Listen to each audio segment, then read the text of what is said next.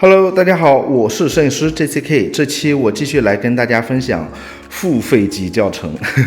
其实真的不是标题党，这是我自己在做了产品摄影那么多年，以及我们跟很多的线下课学员在沟通和交流的过程中，我发现这是很多新手摄影师或者说拍了一段时间的摄影师，他为什么会觉得自己遇到了瓶颈，技术停滞不前？我认为最重要的原因之一就是像标题所说，我觉得是因为他们缺少了逐层布光的思维。所以我们今天拍摄的这个案例呢，我拿这个鞋子作为一个演示案例吧。其实如果我用暗色系的产品去拍，它更容易出效果，也就是你更容易有直观的感受。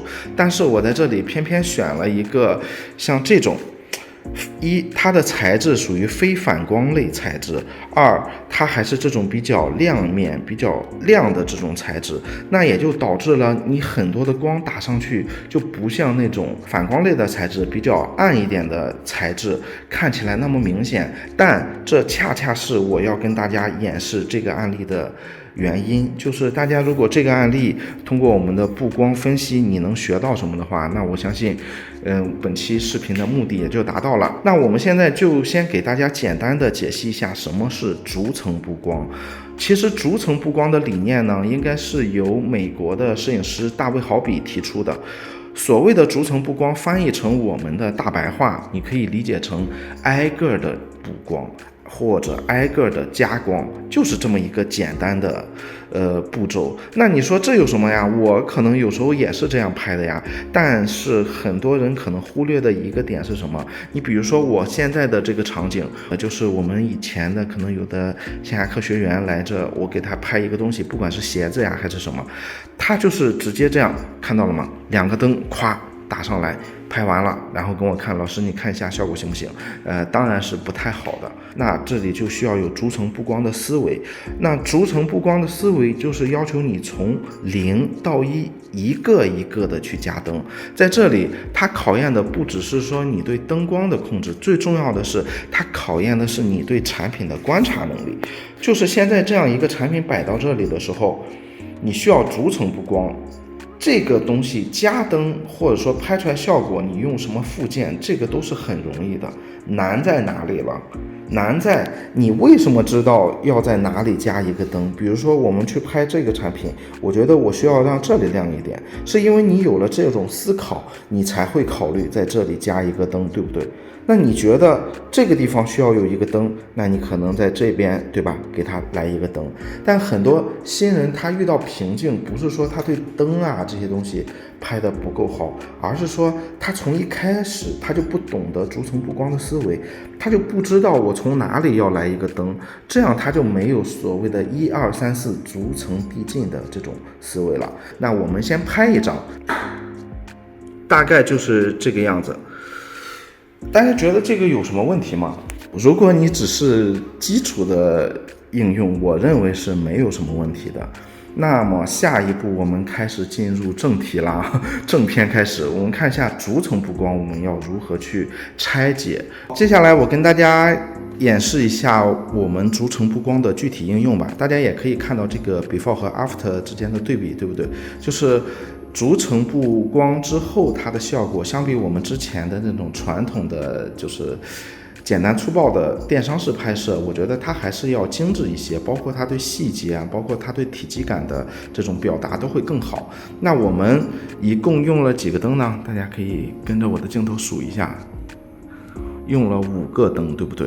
就是很多人去拍摄的时候，他喜欢先拽几个灯过来先拍，所以这个思路它错在哪里了？就是你不应该先去考虑灯，而是应该先去考虑鞋子。这个鞋子我从这个角度看过去，那我觉得这个地方它一定要有一个光，无论是从突出这个边缘的角度，就是包括把它从背景分离出来的角度，那我们根据我们经验，它一定要在这里有一个光，对不对？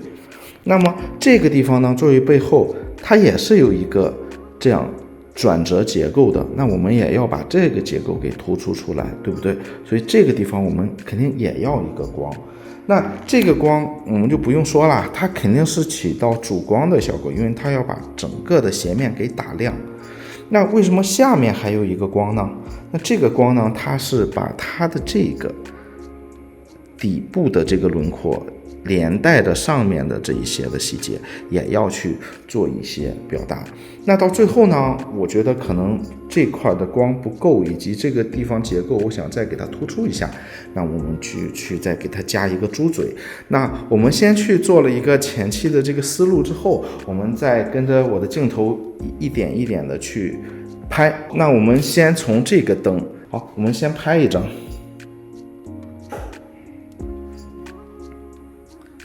好，大家看到这张图，我们在画面中，它这鞋子的这个轮廓就已经被我们勾出来了，包括它鞋子上面的这个区域，这个标签啊，以及后边的这个就是提拉的地方，我认为都给它去有讲到。而且我放大看一下这个鞋子的材质这个部分，那我们也给它表达出来了。OK， 那我们按照我们刚才的思路，现在是不是这个鞋子的这边还不够好？那我们打开壁灯，壁灯就是后面那个轮廓灯。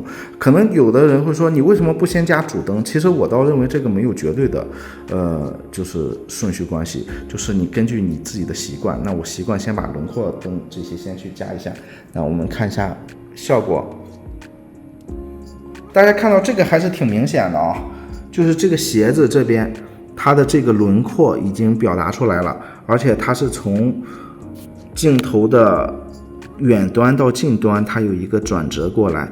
然后我们放大看一下它的材质，好，它在这里也有表达清楚。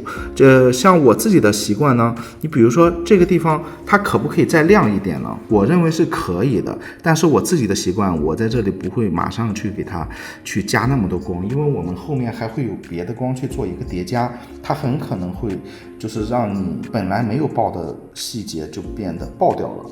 然后我们现在去打这些，更多的也是去打关系，因为你把关系打出来，你后期在做调节的时候其实很简单。我们再加第三个灯，第三个灯呢，就是下面这个灯，看到了吗？我要从下往上把它的这一个细节去表达一下。我们再拍一张看一下。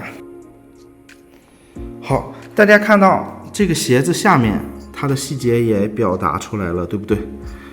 然后尤其是它的中心，我们可以看到它是在这一块，然后它朝两边这种晕开的这种感觉，到这里细节其实表达的我认为都没有问题。你看我们刚才去担心的这个地方会不会过曝，它其实比上一张能看到吧，这个细节又亮了一些。这就是我刚才那一张说的，我为什么不会一下就把它的光打到刚刚好，我会给它留有一些余地。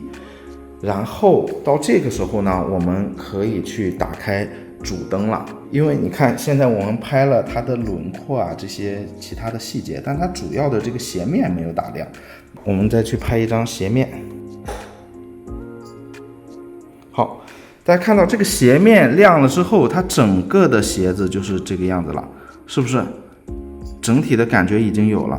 其实很多人到这个时候，他会觉得这张作品应该差不多了。我会再去看一些细节，比如说你看像这些地方，虽然你去做后期可不可以提亮，也可以提亮的，但是我们前期能做到的，我认为还是从前期去做好，因为它是你一个思路的表现。就是你前期做得好的话，你后期一样，我相信你能做得好，因为你知道该怎么做。但很多人你不去做逐层曝光的这种思维呢，那么你前期都不知道怎么弄，那你后期肯定你也不知道怎么去修。那我们去打开这个灯，我用了是一个猪嘴啊，就是为了给它强调一下细节。我们再看一下我们最后一个灯加进来的效果。好，大家能看到吧？这个细节还是有了提亮。那么现在这张原图呢，我们再去看一下，它从这边的这个鞋子的边缘处以及这里的一个高光强调，让它变得没有那么平。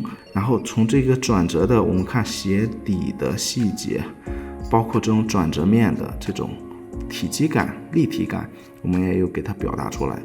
它的边缘的这种你看高光，我们也有给它去做出来，以及这种斜面斜网。其实如果再去加一些灯呢，我觉得这个地方可以再去给它去亮一下，但是我们这个场景里边不加也可以，当然你加也是同样的道理，这个后期我们可以适当的做一些提亮就可以了。那整个的这个拍摄也就结束了。大家看到其实逐层布光它可能并没有你想的那么复杂，就是灯光本身并不复杂，但是它比较难以掌握的地方在哪里？是你前期的思路，是你首先要对产品有一个观察，就是我认为它哪里应该亮，我认为它哪里应该有一个转折，我认为它哪个边缘需要提亮，这个是比拍摄更重要的东西。好了，本期因为时间有限，我不能去讲的太长了。希望本期的内容呢对大家可以有所帮助，也算是一个抛砖引玉吧。如果大家对此类的视频感兴趣呢，我也会持续的更新我的教程，也希望大家可以持续支持我，可以给一些1连、2连、3连支持都可以。好了，我们下期再见，拜拜。